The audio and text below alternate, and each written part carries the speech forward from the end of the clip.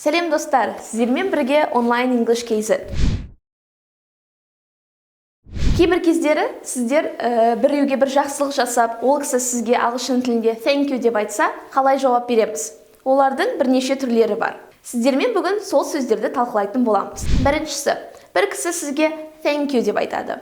Қалай жауап берсеңіз болады? It's pleasure. Thank you.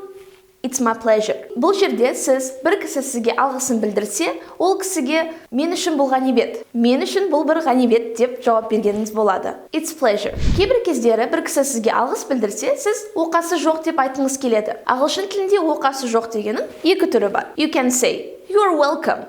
Оқасы жоқ. Немесе not at all. Оқасы жоқ. Not at all. Not at all. Оқасы жоқ. Кейбір кездері сіздерге бір кісі алғысын білдірсе, ол кісіге ой, ол дым емес деп айтыңыз келеді.